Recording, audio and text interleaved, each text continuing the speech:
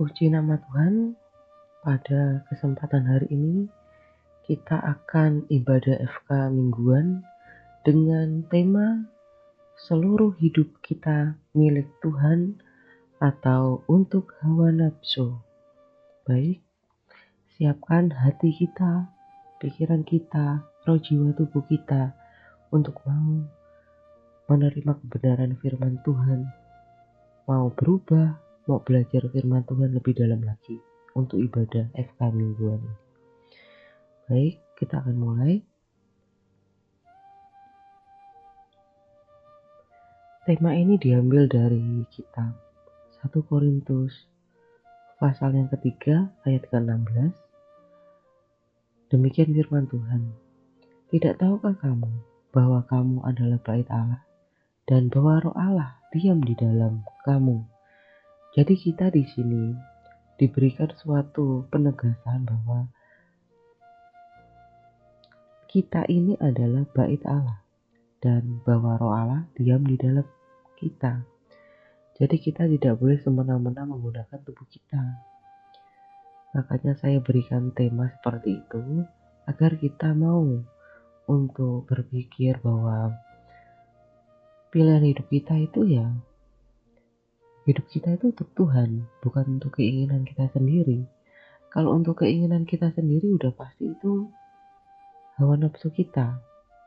Tuhan pengennya kita hidup suci kudus benar, tapi kita pengennya melakukan dosa, berpikir yang aneh-aneh. Baik, kita lanjutkan. 1 Korintus pasal yang ke-6 ayat 19-20. Kita baca bersama-sama. Atau tidak tahukah kamu bahwa tubuhmu adalah bait Roh Kudus yang diam di dalam kamu? Roh Kudus yang kamu peroleh dari Allah dan bahwa kamu bukan milik kamu sendiri. Jadi di sini dikatakan bahwa tubuh kita itu adalah bait Roh Kudus dan bahwa kamu bukan milik kamu sendiri. Ayat selanjutnya, sebab kamu telah dibeli dan harganya telah lunas dibayar. Karena itu muliakanlah Allah dengan tubuhmu. Jadi di sini dikatakan bahwa Tuhan Yesus telah mati di atas kayu salib untuk menebus semua dosa kita. Jadi harganya sudah lunas dibayar hutangnya itu ya. Jadi orang kalau berkata tentang telah lunas dibayar, biasanya itu kan berhutang ya. Jadi di sini diartikan bahwa kita itu adalah keturunan dari dosa. Jadi leluhur kita itu melakukan dosa. Otomatis kita mempunyai hutang dosa. Jadi hutang dosa kita telah ditebus oleh darah Yesus Kristus di atas kayu salib. Jadi Yesus telah lunas membayar hutang dosa kita dan karena itu muliakanlah Allah dengan tubuhmu. Jadi melakukan buah-buah roh. Ya saudara-saudari, agar kita diberkati Tuhan, kita buka hati kita selalu menjalankan kebenaran firman Tuhan, dan kita berdoa agar hati kita, hidup kita dipenuhi Roh Kudus. Baik, ayat selanjutnya 1 Korintus pasal yang ketiga ayat yang ke-9. Karena kami adalah kawan sekerja Allah, kamu adalah ladang Allah, bangunan Allah. Jadi di 1 Korintus pasal yang ketiga ayat ke-9 ini dikatakan bahwa karena kami adalah kawan sekerja Allah. Jadi kita itu rekan kerja. Ini perumpamaan ya, seperti teman kerja gitu ya, saudara kerja gitu kan ya. Jadi kamu adalah ladang Allah. Ladang itu kalau kita lihat di keseharian kita itu kan seperti orang menanam di ladang, bercocok tanam dalam arti menanam padi gitu maksudnya ya. Menanam tumbuh-tumbuhan, sayuran, buah-buahan seperti itu ya. Terus bangunan Allah. Jadi kita itu adalah, tubuh kita itu adalah bait sucinya Allah, bangunannya Allah. Jadi yang seharusnya di dalam hidup kita itu adalah gambaran Tuhan. Ya, jadi ladangnya Allah, kita itu ladangnya Allah. Kita itu adalah ladangnya Tuhan. Tuhan bekerja dalam hidup kita untuk menghasilkan buah. Apa itu buahnya? Itu jiwa-jiwa yang menerima Tuhan Yesus. Orang-orang yang mau menerima Tuhan Yesus agar beroleh keselamatan. Seperti kita, begitu. Baik, ayat selanjutnya 2 Korintus pasal yang ke-6 ayat yang ke-16. Baik, kita baca bersama-sama. Apakah hubungan bait Allah dengan berhala? Karena kita adalah bait dari Allah yang hidup menurut firman Allah ini. Aku akan diam bersama-sama dengan mereka. Mereka di sini orang yang melakukan kebenaran firman Tuhan ya, dan hidup di tengah-tengah mereka. Jadi Tuhan akan hidup bersama-sama dengan kita. Dan aku akan menjadi Allah mereka, dan mereka akan menjadi umatku. Jadi 2 Korintus pasal yang ke-6 ayat yang ke-16 ini dikatakan bahwa hubungan bait Allah dengan berhala. Apakah hubungan bait Allah dengan berhala? Anda kan tahu berhala itu adalah sesuatu hal yang menyimpang dari kebenaran firman Tuhan. Berhala itu adalah hawa nafsu kita, keinginan daging kita.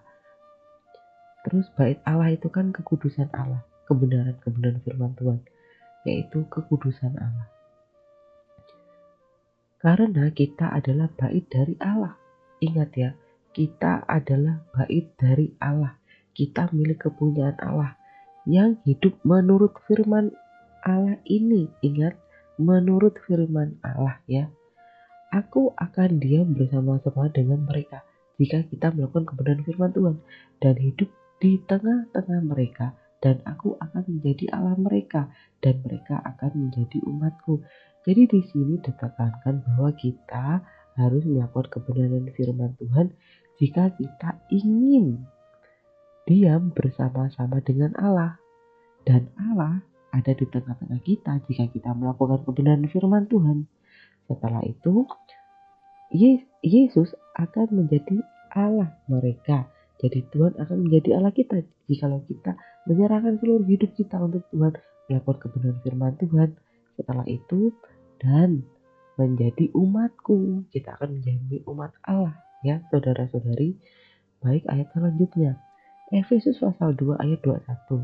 Di dalam Dia tumbuh seluruh bangunan rapi tersusun menjadi bait Allah yang kudus di dalam Tuhan. Jadi di sini dikatakan di dalam Dia tumbuh seluruh bangunan. Bangunan di sini tuh diibaratkan itu beneran bangunan ya, bait suci gitu kan, bangunan.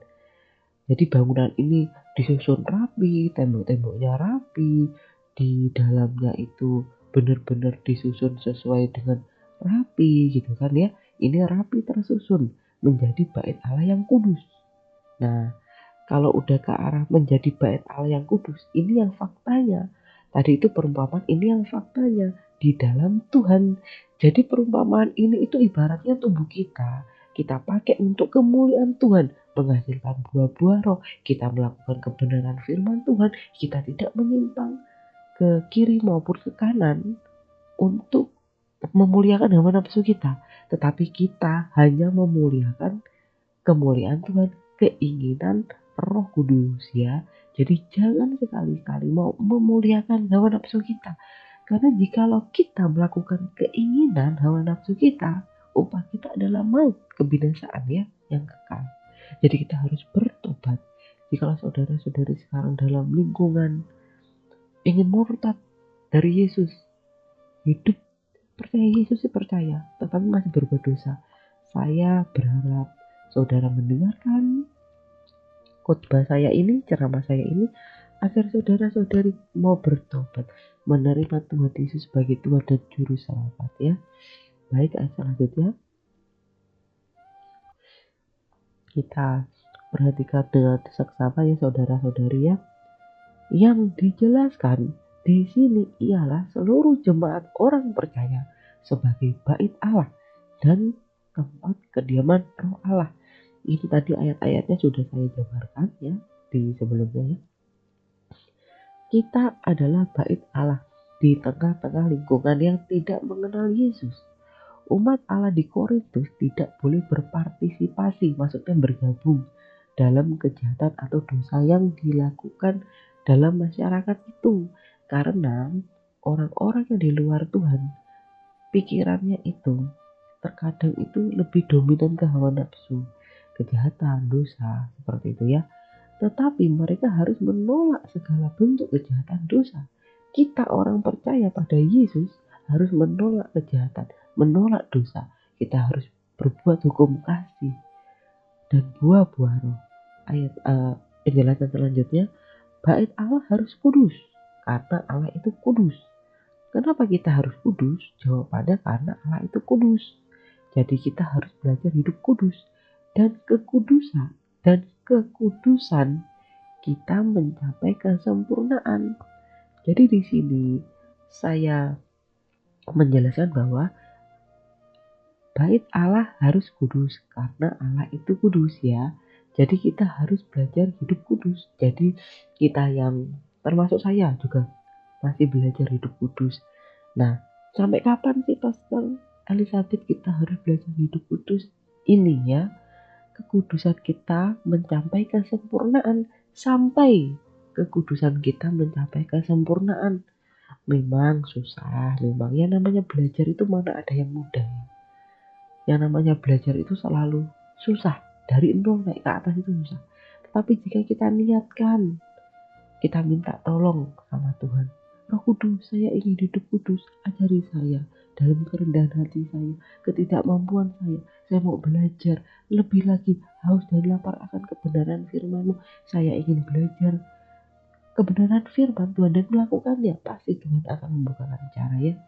Jadi kita harus belajar hidup kudus. Saya juga hidup kudus, saudara-saudari Bapak Ibu harus hidup kudus sampai kita mencapai kesempurnaan dalam kekudusan itu sendiri. Sampai kita ya ibaratnya tuh jijik dengan dosa, jijik dengan hawa nafsu, tapi kita lebih berfokus kepada kekudusan Allah ya. Baik, kita baca ayatnya lagi. 1 Korintus pasal yang ketiga ayat yang ke-17. Jika ada orang yang membinasakan bait Allah, maka Allah akan membinasakan dia. Sebab bait Allah adalah kudus dan bait Allah itu ialah kamu. Nah, di sini dikatakan bahwa orang yang membinasakan bait Allah, jikalau kita hidup dalam hawa nafsu kita hidup dalam keinginan daging, memuliakan hawa nafsu, keinginan daging, maka apa yang terjadi? Maka Allah akan membinasakan dia, membinasakan orang yang berbuat sesuai dengan hawa nafsunya. Sebab bait Allah, sebab tubuh kita adalah kudus dan bait Allah itu ialah kamu. Jadi di sini dikatakan bahwa tubuh kita ini itu bait suci Allah loh. Jangan main-main sama tubuh loh. Jikalau kita berbuat dosa, contohnya, jikalau orang kumpul kebo, jikalau orang berselingkuh, jikalau orang korupsi, jikalau mulutnya dipakai untuk fitnah, dan jikalau mentoksikin orang, jikalau kita ibaratnya kayak apa ya, khawatir dan ya keinginan daging lainnya itu ya di Galatia itu ya, di Galatia 5 itu nanti kita akan bahas, itu akan membuat kita binasa. Kalau kita memikirkan keinginan daging, itu akan membuat kita binasa, beneran itu terjadi ya. Jadi saya berharap saudara-saudari ini bukan hanya mendengarkan saja, menonton saja khotbah yang saya sampaikan, tetapi juga melakukannya ya, agar kita semua beroleh keselamatan masuk ke dalam kerajaan surga ya. Baik, ayat selanjutnya 1 Petrus pasal 1 ayat 16, ayat 14 sampai 16. Hiduplah sebagai anak-anak yang taat dan jangan turuti hawa nafsu. Nah, ini kita harus belajar taat, tidak menuruti hawa nafsu yang menguasai kamu pada waktu kebodohanmu. Jadi di sini dikatakan orang yang menuruti hawa nafsunya itu adalah orang yang bodoh. Bukan saya yang ngomong ya, tapi kebenaran firman Tuhan yang ngomong ya. Tapi saya setuju dengan ini, bahwa jika kita menyimpang dari kebenaran firman Tuhan, melakukan hawa nafsu keinginan daging kita, memuliakan keinginan daging kita, maka kita itu adalah orang bodoh, kata firman Tuhan ya. Jadi jangan pernah kita menuruti keinginan hawa nafsu kita. Kita harus selalu melakukan kekudusan dalam ketaatan. Oke, baik, kita akan lanjutkan lagi. Tetapi hendaklah kamu menjadi kudus di dalam seluruh hidup